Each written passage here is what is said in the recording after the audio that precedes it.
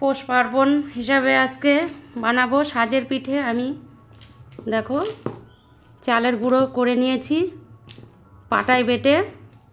গুঁড়োটা কত সুন্দর হয়েছে, গুঁড়োটা পাটায় বেটে গুঁড়ো করলে কিন্তু মিক্সিং জারের থেকে বেশি ভালো হয়।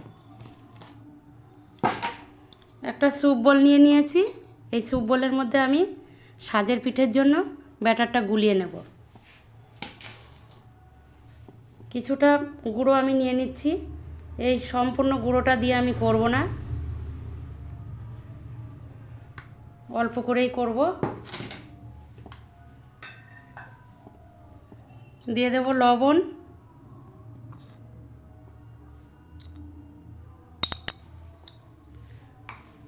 ভালো করে আমি জল দিয়ে মেখে নেব। আমি এই জলটা নিয়ে নিয়েছি উষ্ণ গরম জল। একটু উষ্ণ গরম জল করে নেবে। এই পৌষ পার্বণে কিন্তু প্রত্যেকের বাড়িতেই পিঠে হয়, বিভিন্ন রকমের পিঠে হয়। ভালো করে ব্যাটারটাকে আমি গুলিয়ে নেব।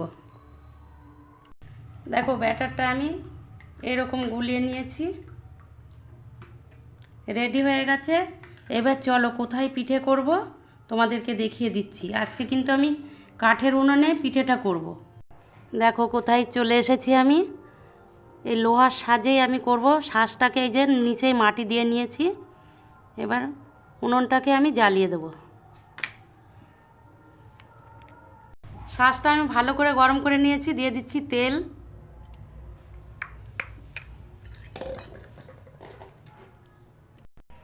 দিয়ে দিচ্ছি আমি সাজের মধ্যে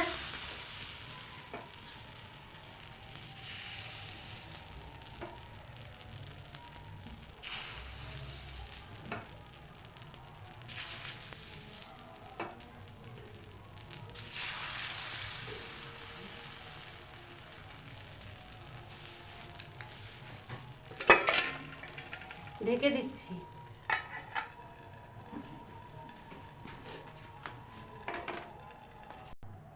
2 মিনিট রেখেছি। এবার ঢাকনাটা খুলে দেখে নিচ্ছি পিঠেটা কেমন হলো। পিঠেটা তো খুব ভালো হয়েছে। তুলে নিচ্ছি।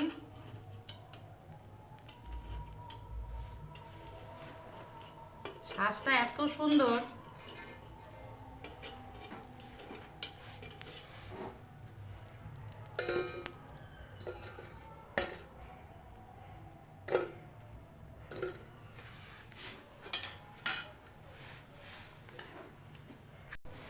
আমি আবারও দিয়ে দিচ্ছি।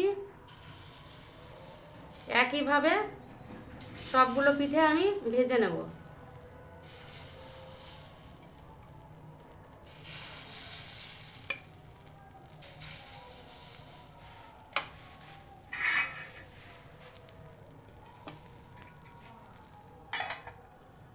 ঢেকে দিচ্ছি।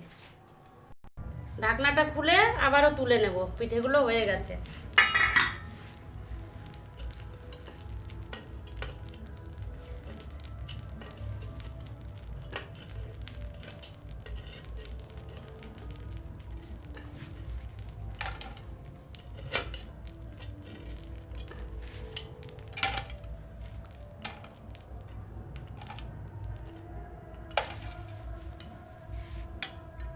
সবগুলো করে আমি একবারে দেখিয়ে দেব।